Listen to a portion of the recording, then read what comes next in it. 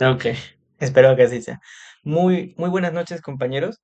El día de hoy estamos organizando este pequeño repaso sobre el control de lectura, impuestos sobre la renta, teoría y técnica del impuesto. Lo primero que nos menciona es un repaso histórico donde señalan la importancia del impuesto a la renta y cómo fue evolucionando. De, ahí está. De todos ellos, resalta el autor Gran Bretaña, Norteamérica, Francia, España y finalmente Latinoamérica. En Gran Bretaña, pues señala de que fue introducido y que luego de, mediante ciertas legislaciones, terminó consolidándose. En Norteamérica fue declarado anticonstitucional, pero luego en 1913 am, fue finalmente subsanado y publicado. Y así con todas este tipo de países, de las cuales de todos ellos América Latina es la que llega más tarde, entre 1920 y 1935. Y todas ellas van a compartir las siguientes características, que se ve del impuesto a la renta para que sea lo mayor ideal, se tiene que atravesar por estas características. Tiene que ser global, debe de ser personal y debe de ser progresivo. ¿En qué consiste que sea global? La característica de global es que el impuesto que se va a grabar tiene que estar directamente sobre la totalidad de las rentas que yace de una persona. Uno puede tener una renta, ya vamos a ver por las diferentes teorías, en base a su capital, en base a su trabajo, en base a alquilar una casa, en base a su empresa. Todas esas rentas obtenidas se suman y el resultado de eso es lo grabado. Luego tenemos la característica de que tiene que ser personal, es decir, que se va a tomar las circunstancias particulares del sujeto. Por ejemplo, que sea soltero, que esté casado, que tenga o no una carga familiar o que presente alguna discapacidad. Y por último, que sea progresivo. Vamos a ver más adelante eso en el punto de la equidad, pero prácticamente el impuesto tiene que ser abarcado por todos y esto a su vez lleva de que no todos no estamos en las mismas condiciones. Entonces, se le pone más gravamen a quien tiene mayor renta y menos gravamen a quien menor renta tiene. Una renta que reúna todas estas características se le conoce como un impuesto ideal. Y eso lo vamos a ver en tipos de renta. Pero antes, el autor hace el paréntesis y señala cuáles son los caracteres del impuesto a la renta que debería buscar idealmente. Este es más particular. El anterior habla sobre impuesto, el impuesto ideal. Y este va más bien al impuesto a la renta en particular. ¿Cuáles son las características ideales que compartiría este impuesto en caso de cumplir los anteriores? El primero es que sea no trasladable.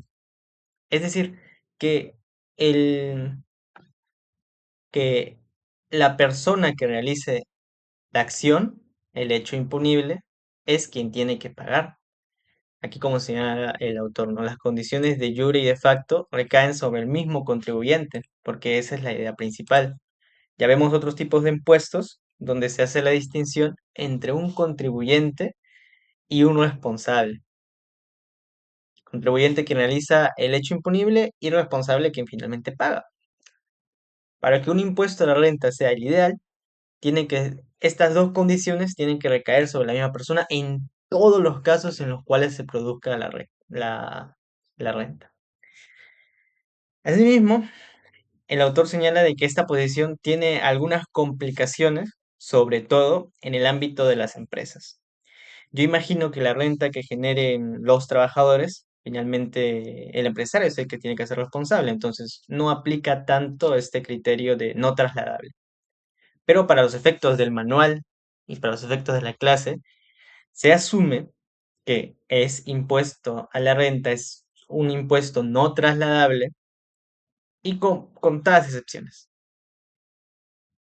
Luego pasa a la equidad, el criterio de equidad, que nosotros grabamos la renta como ganancia para finalmente redistribuirlo en la sociedad.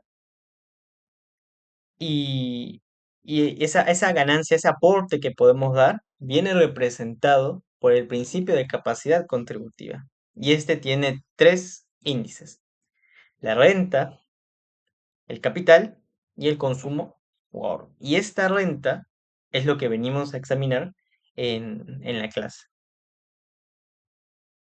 La equidad que señala el autor vienen siendo de dos. Puede ser una equidad horizontal, puede ser una equidad vertical, y el primero señala que iguales condiciones, igual estrato social, misma carga, para ser equitativos. Y esto viene relacionado con dos características del impuesto ideal que acabamos de ver: que sea global y que sea personal, que abarque todas sus rentas sin discriminar cuál es la fuente, y que sea personal, teniendo en cuenta cuáles son sus condiciones particulares. Y el otro tiene que ver con vertical, que es que a diferente grado de renta que percibe, diferente carga tributaria. Tiene una característica de impuesto ideal progresiva, lo que se manifiesta en mínimos no imponibles y la estructura de tasas. Acá señala, el efecto redistribuidor del ingreso dependerá de qué tan global sea el sistema y el diseño escalonado de las tasas, viendo de que la persona efectivamente se logra abarcar todas las rentas que tienen, recién podríamos calcular la capacidad contributiva y recién se podría aplicar este criterio de equidad horizontal para tratarlos igual y equidad vertical para distinguirlos. Y algo curioso que señala el autor, un datazo, es que este tipo de equidad no aplica en empresas, aplica únicamente en particulares y grupos familiares. La distinción del por qué se hace esto no la fundamenta, pero se puede intuir con las explicaciones más adelante. Y la última característica es que tiene una función estabilizadora. Esta función no aplicó casi nunca en América Latina, pero viene siendo de que se entiende que al grabar el exceso que se tiene, al grabar la renta, esto influye en las personas. Nosotros lo hacemos con una finalidad equitativa, pero también puede servir para regular los ciclos económicos, ya sea en circunstancias donde los precios suban o en circunstancias donde los precios caigan, inflación o recesión. Y ahí el Estado puede intervenir bajando o subiendo las tasas de las rentas. Entonces, tiene el impuesto a la renta como características ideales, lo que se busca, estas tres características: no trasladable, buscar la equidad y estabilizar la sociedad. Luego señala cuáles son las principales críticas. La primera es que tiene que ser directo, ¿no? Y el autor plantea situaciones donde no se ve que efectivamente se plantee que tiene que ser directo, o por lo menos la utilidad de que se aplique directamente a la persona que lo hace con el responsable de quien paga. A su vez, creo que este ya es más general, que retraer, quitar el exceso puede desincentivar el ahorro, la inversión, el emprendimiento y las ganas de, de arriesgarse. Una crítica que se puede hacer prácticamente a cualquier impuesto. Pero ya como último punto señala, y más perspicaz, que las empresas grandes con mayores capacidades, mayores ingresos, tienen más recursos y posibilidades de evadir los impuestos a la renta que los micros. Termina afectando entonces a la clase asalariada. Entonces se critica de que su carácter de no traslativo, que no sea equitativo, que genera un retraso en el emprendimiento Y el estabilizador, digamos que es algo que no se aplica en América Latina a pesar de nuestras varias crisis. Como tercer punto en la obra, señala el impuesto a la renta como instrumento de inducción de comportamiento. Como ya vimos anteriormente, este poder que se tiene se busca para lograr una equidad social, pero también nos puede servir, le sirve al Estado para lograr otras finalidades. Am, por ejemplo, que las empresas retengan más utilidades, que las restribuyan, que inviertan en activos fijos y que se financien. Porque si nosotros planteamos menores tasas de impuestos a ciertas actividades, es más probable que se hagan. Y menores tasas de impuestos de renta a otras actividades, es más probable que se hagan. Discriminando la fuente. El objeto de inducción de comportamiento debe reconocerse como parcialmente conflictiva con el de equidad, especialmente en cuanto deteriora la globalidad del gravamen.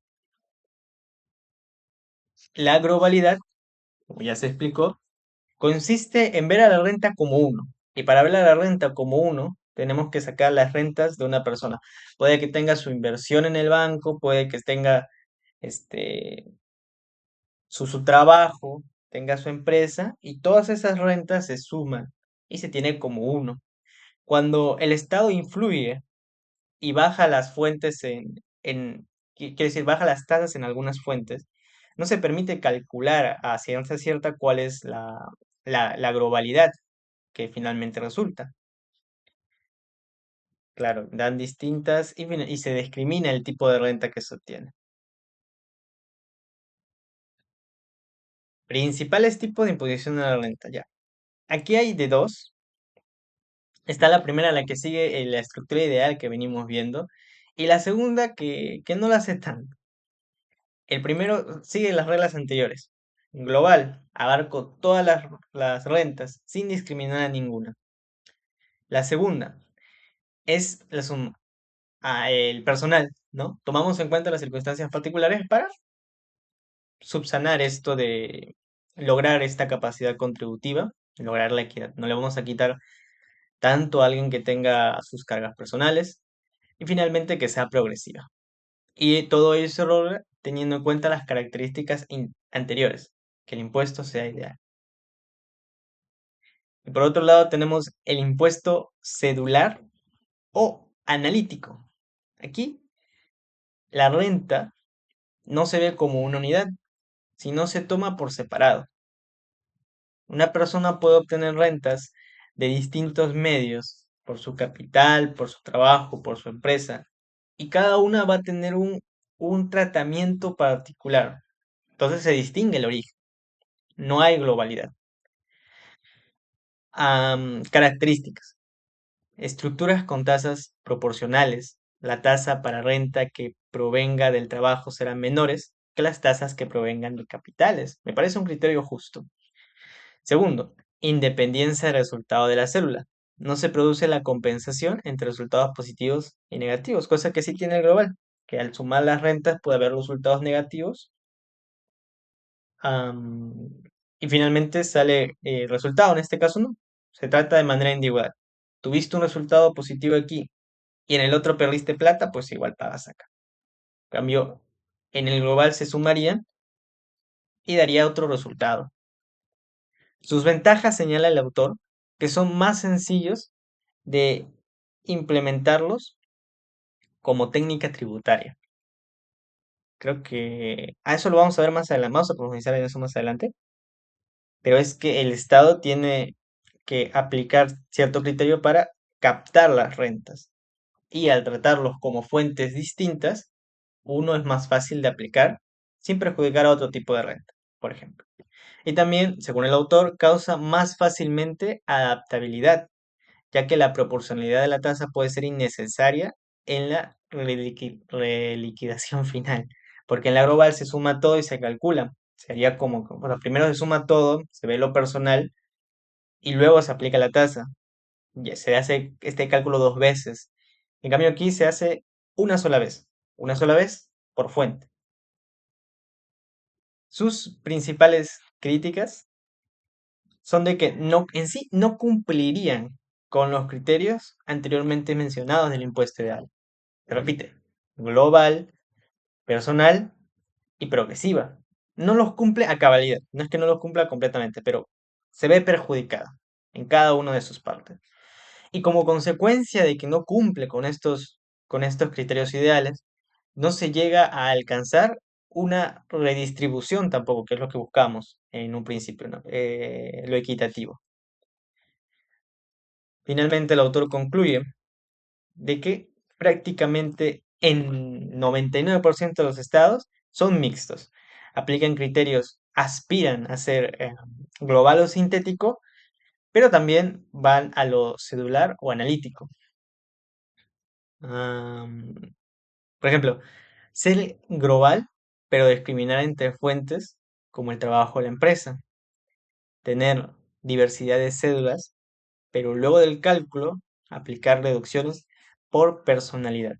Esta sería como que la versión realista del caso, aplicando criterios de renta global, pero también de renta cedular. Entonces, en este primer capítulo vemos estos tipos de impuestos, vemos las características del impuesto ideal, esto es que sea global, personal y progresivo, y aplicado al impuesto a la renta, como resultado de esto tendríamos que sea no traslativo, directo. La persona que lo hace lo paga.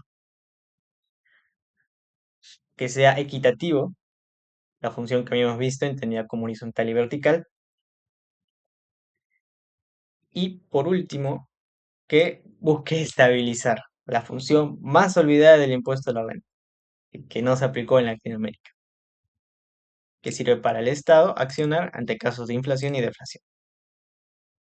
Luego vamos a lo que vimos en clase con mayor cabalidad, el concepto de renta.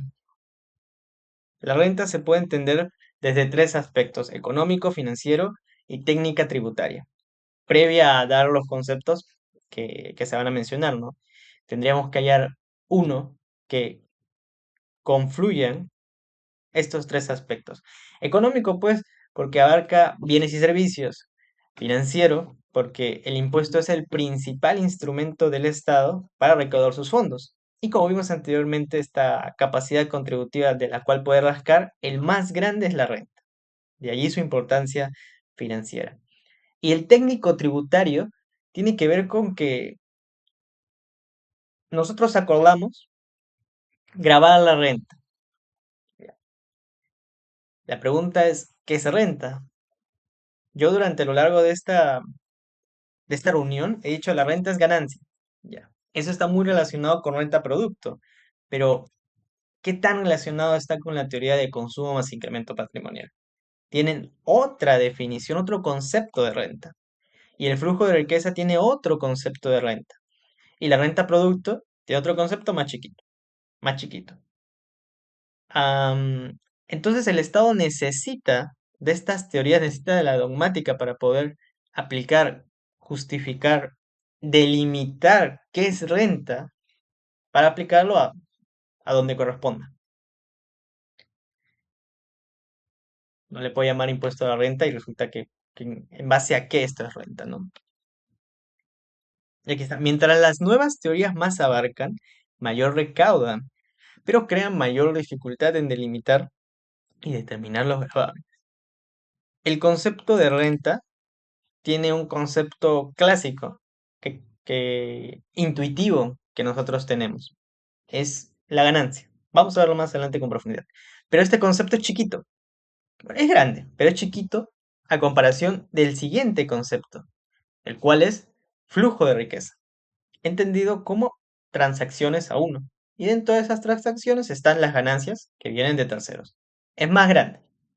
Y luego viene consumo más incremento patrimonial, que es aún más grande y abarca los tres, el cual hablan de las satisfacciones individuales de una persona. Entonces no es que sean excluyentes, sino que cada uno expande más el concepto de renta. Vamos con el más chiquito, renta producto, lo clásico, la ganancia. Dice, La renta es el producto periódico de un capital, por ahora incorporal, aún el trabajo humano, que proviene de una fuente durable en estado de explotación. Entonces yo puedo tener una casa y esta puede darme un capital si la alquilo. Tengo un carro y este puede darme capital, sí, lo utilizo para taxear. La voz de un cantante no puede ser incorporal, como se señala, pero en el momento en el que lo usa para generar ingresos se considera un capital. Y finalmente los servicios. Entonces de esta definición se pueden desglosar sus elementos. La primera es que sea un producto. ¿Y qué se entiende por producto? El producto es la riqueza nueva, distinta y separable de la fuente que lo produce. Si uno agarra sus materiales, puede hacer huevos, mantequilla, harina y forma un pastel, este resultado es distinto de los anteriores. ¿No? Es la sumatoria de estos. Tenemos un árbol de manzanas y tenemos la manzana. Es distinta de esta. Am, ¿Qué más podría ser? El cantante, pues, ¿no? Que podría no ser tan intuitivo. Pero cuando al cantante, pues, le pones su voz, le pones el micro, le pones el escenario, todo eso forma un capital, el cual da un producto distinto y diferente de este servicio, ¿no? Luego tenemos que la fuente tiene que ser duradera, es decir, que se pueda repetir constantemente, cosa que no van relacionadas las dos. A ver, duradera. Consiste en que el capital, al producir renta, no pierda su capacidad futura. Siendo así, no es renta. Las ganancias de capital, pues solo se obtiene renta una vez. Si yo tengo mi horno para hacer panes, los materiales para hacer panes, puedo hacerlo de una manera duradera y no se va. Un cantante puede organizar su concierto y no se va. Alguien que realiza un servicio de masajes, ¿no? Tiene como capital el local, la música, la camilla, el aceite de coco, y, y es un producto distinto al capital que se invierte en total. De la suma de sus partes sale algo diferente y se puede repetir constantemente. Pero ¿qué pasa cuando es exactamente lo mismo que lo que se ofrece de lo que se da? Desaparece el producto. Si nosotros tenemos como capital un árbol de manzanas y nos da el producto una manzana, o sea, invertimos en él y nos da manzanas, pues tenemos una separación de los productos. Pero si yo vendo directamente la manzana, olvidándonos del árbol, o sea, mi fuente es el árbol y da la manzana, pero si yo considero mi manzana como fuente, me dan la plata en efecto, pero yo no puedo vender esa misma manzana. En el mismo caso, si vendo mi fuente, el árbol, ya no puedo vender el árbol porque ya no lo tengo. Entonces, cuando el producto, cuando la ganancia viene de la venta de la fuente, no se puede repetir. Por eso una característica esencial es que el producto sea, sea distinta a la fuente. Producto, fuente, por un lado. No pueden ser los mismos. Y si es que se obtiene ganancia vendiéndolos, no se puede repetir. Cosa distinta como, este, am, bueno, ya, ahí tenemos fuente, producto, que se pueda repetir, que sea duradero. ¿Y en qué consiste la ganancia de capital? Cuando uno tiene am, su capital, tiene su panadería, tiene su horno, tiene las mesas, las bolsas, etcétera. Todo eso es un capital destinado a producir algo nuevo. No están destinados a comercializarse, están destinados a generar un producto. Pero cuando yo vendo el horno, lo saco de esta ecuación, lo saco de su finalidad. Este horno era para producir capital, no lo iba a vender. Pero en el momento en el que vendo el horno, claro, saco una ganancia. Es por eso que se llama ganancia de capital. Pero como solo se puede hacer una sola vez, no se considera renta para esta teoría. No se considera renta para esta teoría. La tercera, que sea periódica. Es decir, que se pueda, va de la mano con lo duradero. Pero esto se refiere al número de veces que se pueda poner en circulación esta fuente. Basta y sobra con que se haga una vez. Lo ideal es que se pueda hacer potenciales de veces. Por ejemplo, la casa, una casa que se arrienda una sola vez. Termina ese contrato y no lo vuelvo a arrendar. O que use mi equipo, mis hornos, para generar un pan y venderlo. Y solo lo hago una vez. Baste con que tenga la potencialidad de usarse reiteradamente para que sea renta. Entonces, más que am, hacerlo varias veces, es que tenga la potencialidad de hacerlo diferentes veces. Y para mí esta es una buena pregunta. No una persona que argumenta de que fabricó, de que taxió, pero solamente lo hizo una vez y esa plata no me lo toque, no es renta porque no lo hice de manera periódica. No. Basta y sobra con que se haga, con que tenga esa potencialidad para considerarse un producto. Y tiene que ser puesta en explotación. Aquí se viene el aspecto subjetivo, considero yo, que tienen que voluntariamente ponerla en el mercado y obtener ganancias de esta. Por eso el autor señala que los aluviones que generan un beneficio para la persona no se consideran renta, no se consideran renta, no fueron puestas a esta exposición. También en ese sentido tenemos el árbol de manzanas, que no lo llevo a comercializar, sino que lo uso para mí. En este caso no hubo ese criterio de racionalidad, porque en sí va para mí mismo, no entraría ahí tampoco. Entonces, con esta serie de requisitos, la renta es así, determinada. Ah, y hay dos más, que sea realizada y que sea separada. La separación tiene que ver con que el producto adquiere individualidad económica propia, ya sea física o financiera, lo que resulta, como ya vimos, el producto es diferente a la fuente. Segundo, la realización es que la ganancia se reintegre al capital propio. Un momento, por favor.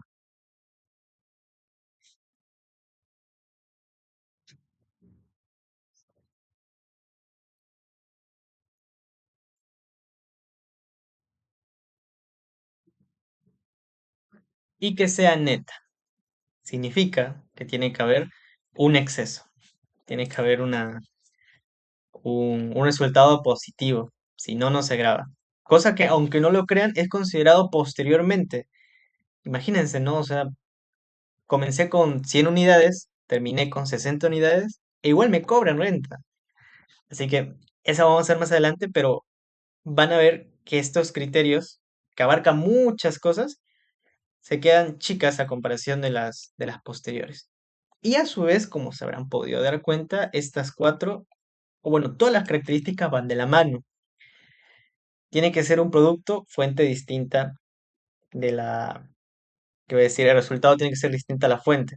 Si son iguales y se vende, pues no es duradera, no puede ser periódica, y así se van eliminando las características. El siguiente concepto de flujo de riqueza. Dice, el autor señala que la teoría de renta productos son ingresos provenientes de terceros con requisitos específicos. Sin embargo, la teoría del flujo de riqueza considera dichos ingresos, pero sin las restricciones. En todos estos casos, la ganancia viene de afuera, viene del comercio. Y en estos casos también. Pero bueno, vienen de terceros, pero ya no con estos requisitos. Es más amplia en sí. Incluye el producto, pero elimina que venga de una fuente durable, ni es necesario que sea periódica, ni tampoco puesta en explotación. En ese sentido, esta teoría abarca todas las formas de producto, de producir renta, de la renta producto, por las propias de este. Abarca la anterior teoría, más es renta, todo lo que vamos a ver a continuación. Las ganancias de capital realizadas. Si yo tengo varios hornos para producir pan, su finalidad no es generar capital, es mi capital. Su finalidad es generar producto. Su finalidad no es comercializarlo, pero por ABC vendo mi horno, cosa que no se puede hacer, no entraría a renta porque no es durable, desaparece. Pero en este caso sí lo abarca. ¿Por qué? Porque su definición no tiene este requisito. Y como un concepto sería que son las transacciones que vienen de terceros. Vendí mi horno, recibí dinero, entra, entra, ya está ya. Las ganancias de capital realizadas entran aquí. Segundo, ingresos accidentales. Son ingresos no planificados ni implican organización de actividad con el mismo fin. Un conductor que recoge a un extraño y le cobra por el aventón, un abogado cuyo cliente le pide hacer una comisión y acepta, un combi por ocasión lleva mercadería interprovincial. Son algunos ejemplos. Imagínense que en una reunión familiar, tu tío te da 20 soles, te dice compra un Inca Cola y quédate con el vuelto. Ah, ya. Voy, compro mi Inca Cola, lo tengo y ahí está mi ganancia. Mi ganancia. Pero no se hace de una manera periódica, no se hace de una manera planificada. Lo actúo de manera accidental. No es que automáticamente yo me convierta este, en una MIPE, en una IRL. No soy un comisionista informal, pasó, pasó. Y eso también pasa con todos estos oficios, ¿no? Un abogado puede que le digan que va a ir a un juzgado y que de paso, amigo, presenta esta demanda, te pago 20 soles, ya lo hago. O aquí también un compañero de clase te dice, hazme la tarea, te doy 20 soles, y le hace la tarea. Y pasó de manera accidental. Y de esa manera no se cumplen algunos de los requisitos de la renta producto. Pero, como es una transacción de terceros, entra. Entra. Ingresos eventuales. Son ganancias obtenidas sin voluntad. Tenemos el juego del azar, tenemos las apuestas. Que si bien uno quiere ganar, no significa de que producto de igual de una operación se obtenga esta ganancia, este exceso, ¿cómo se dice? Transacción de terceros. Por eso no está este criterio de racionalidad. Ingreso de título tenemos que abarca tanto la transmisión entre vivos y muertos. Ya, entre vivos ya vimos todas las anteriores. Transacciones onerosas, transacciones gratuitas. Ah, no, ¿qué digo? Título gratuito. Transacciones gratuitas entre vivos, pero también entre muertos, como puede ser la herencia. Y aquí hay algo que dice el autor, que a pesar de que no cuente con varios de los requisitos que tiene la renta producto, por ejemplo, la fuente puede ser el producto mismo. Vendo mi árbol de manzanas, que me da manzanas, vendo la fuente. No tiene que ser duradero, como las ganancias de capital. No tiene que ser racional, como los ingresos eventuales. No tiene que ser periódico, como la actividad accidental. Y así sucesivamente no tienen que ser eso. Sí hay un requisito. Sí hay un requisito. Y para mí esta es una gran pregunta.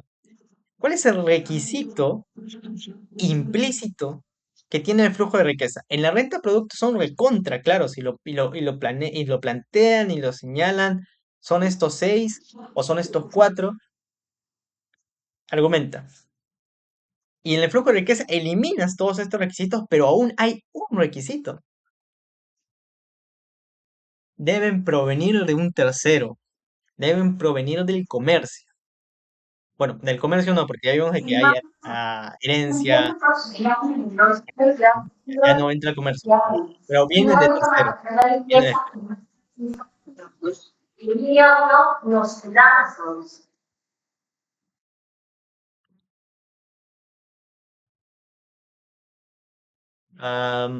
de ese modo, se excluye, por ejemplo, el aumento del valor que experimentan los bienes. Por ejemplo, mi casa que vale 100.000 soles, en unos años vale 200.000. Gané 100.000, pero no hubo intervención de terceros, no es renta, no me cobre.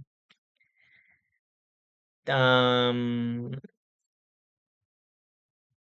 También tenemos las actividades como que yo tengo mi fábrica de cuates, agarro un cuates que yo fabriqué, soy el dueño, soy un socio y me lo llevo. Ahí no hubo intervención de terceros, es mío. Y también cuando pues uso mi propio carro para trasladarme, hubo, no vino un tercero, ya está. O sea, claro, eliminas que no es un producto, que no es duradero, que no es periódico y todo eso, pero no vino de terceros, así que no es red, no se toca eso. Pero quien sí lo toca es el consumo más incremento patrimonial. Ahí, como ya se dieron cuenta, la definición es amplísima. Tenemos como, es el conjunto de satisfacciones que experimenta durante un periodo determinado. Si yo compro libros y los vendo, gano plata. Si yo creo mi panadería y lo vendo, gano plata. Gano panes, realizo un servicio, taxeo, alquilo mi casa, gano plata. Es todo muy claro ahí, es todo muy indeterminado, pero aquí hablan de satisfacciones para esto de la renta, para la teoría del consumo, incremento patrimonial habla de satisfacciones. Y aquí se obtiene la satisfacción mediante dos cosas, consumiendo o incrementando mi patrimonio. En ese caso tenemos de ejemplo, si A empieza con 100 unidades y termina consumiendo 60 unidades y teniendo 120 unidades, su renta es de 80. Consumí 40 y terminé con 120, es decir, 20 más de mi inicio, da 60. Y me van a cobrar por 80 cuando al final aumentó objetivamente al final 20. Entonces, este criterio abarca más y se gana más. E igualmente, la renta, el consumo es incremento patrimonial, como ven, al decir incremento patrimonial, ya abarca los dos. Ya abarca las rentas obtenidas, bueno, según el criterio de renta-producto y según el criterio de flujo y riqueza. Recordemos que no son excluyentes, nomás sencillamente amplían la definición de lo que es renta. Las circunstancias en las cuales podemos considerar algo como renta.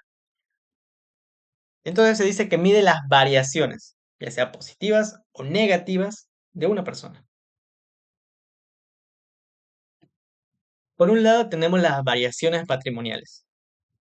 Pueden ser tanto físicas, accesión o aluvión, como que yo tengo mi campo, pasa un huaico y llega a tierra y se pega por accesión, ¿no? Mi terreno se amplió.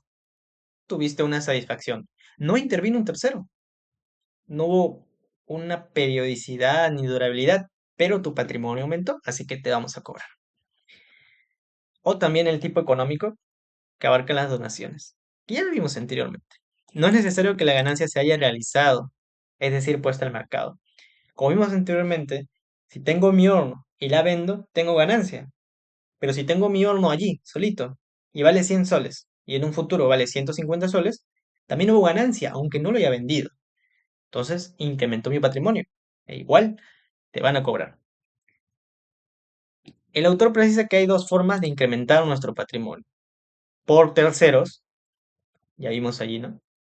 Incremento por comercializar, flujo de riqueza. O por aumento del valor de los bienes que ya se poseen. Aquí no interviene nadie. El ejemplo clásico es la casa. Yo tengo mi casa que vale 100.000, el próximo año vale 200.000, gané 100.000 sin intervenir nadie. Y por eso se llama ganancia de capital no realizadas. Realizadas se venden, no realizadas no se venden, pero gano plata. Entonces, en incremento patrimonial hay dos vertientes. Todas las que vengan de terceros, que lo vimos en flujo de riqueza, y yo solito. Incremento mi patrimonio yo solito, ¿cómo? Por el paso del tiempo, que crece hoy quedan 15 minutos, que crece mi patrimonio. Pero ya vamos a acabar ya. Eso es por el lado del incremento patrimonial. Ahora vamos a ver por el lado del consumo. Es el empleo de bienes y servicios en la satisfacción de necesidades. Existen tres tipos de consumo. Los consumos de bienes no durables, que es segundo, bienes durables, y tercero, bienes de uno mismo. No obstante, el primero de ellos es abarcado por el flujo de riqueza, por lo que se examinan los restantes.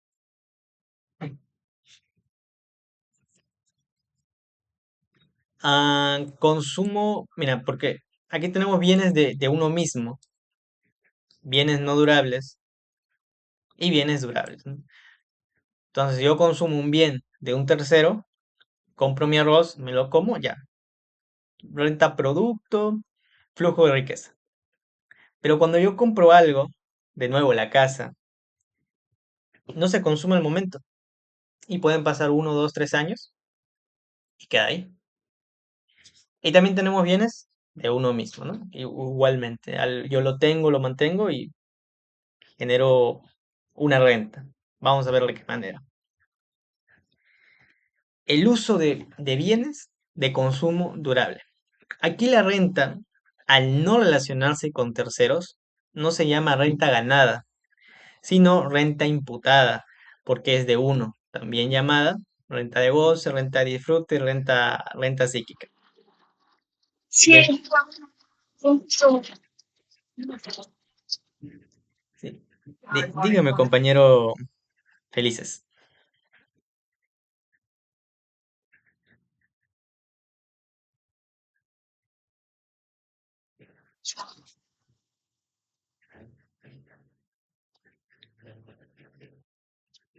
Compañero.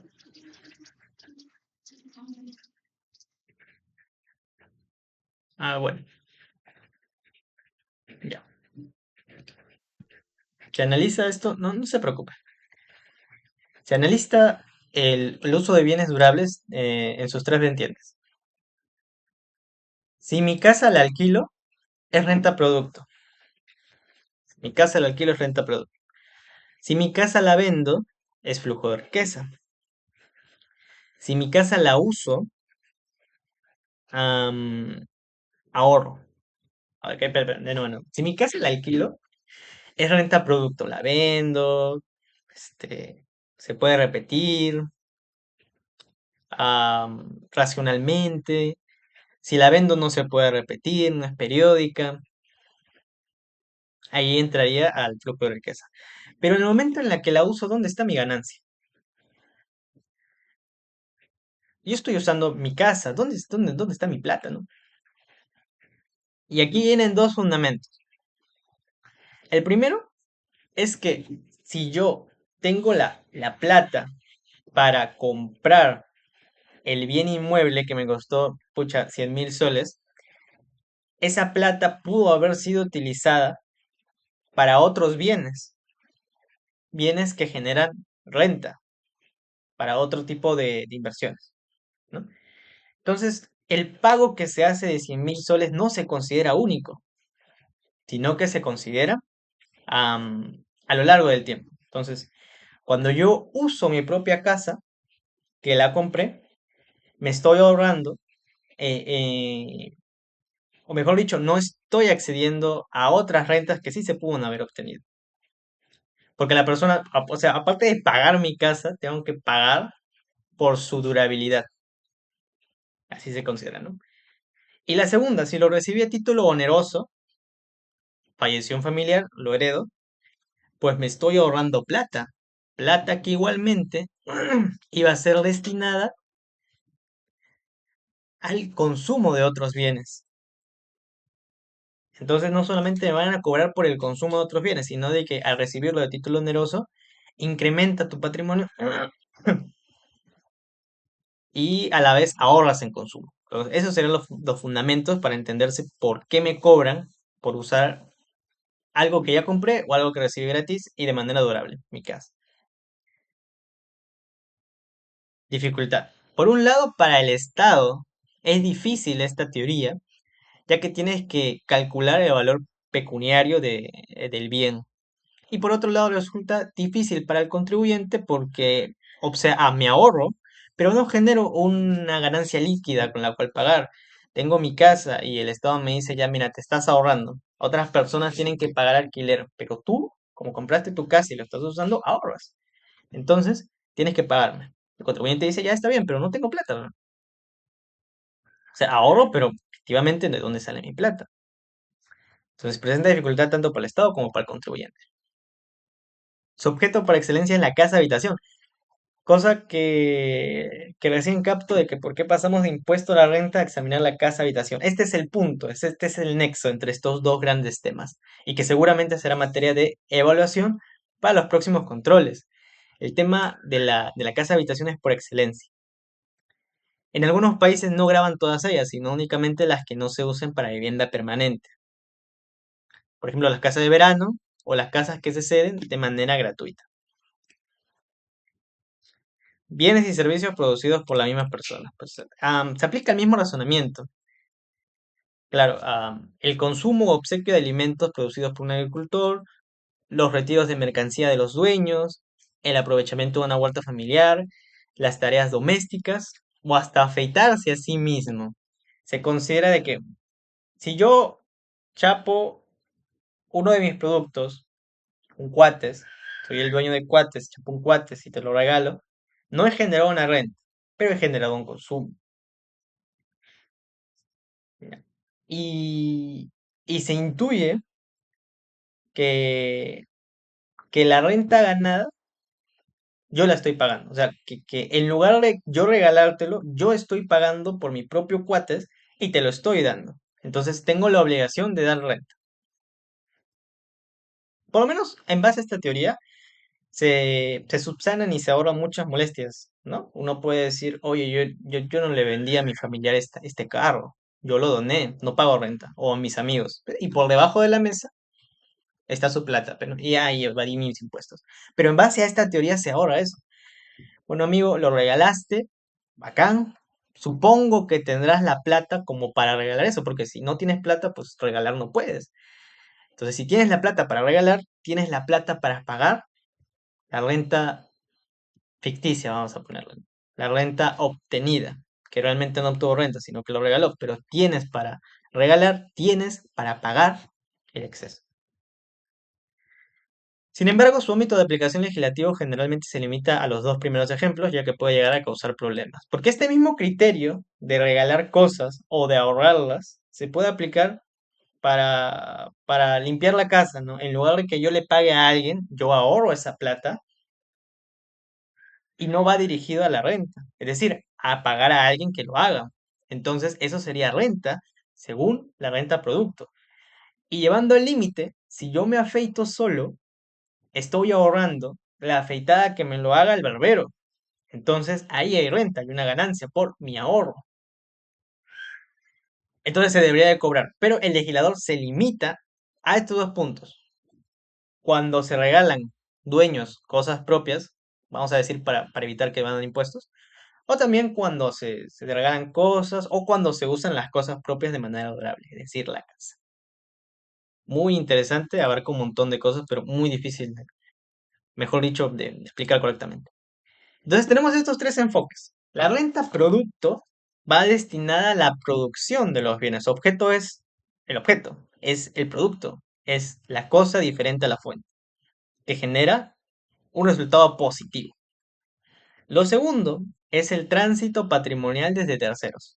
Aquí se eliminan varios criterios, si es que es todos, del anterior punto para llegarte a ti. Entonces ya no se habla de una ganancia, o sea, sí hay ganancia, pero también hay cosas como una donación, donde hay una herencia. ¿Y cuál es el capital que yo puse en una herencia?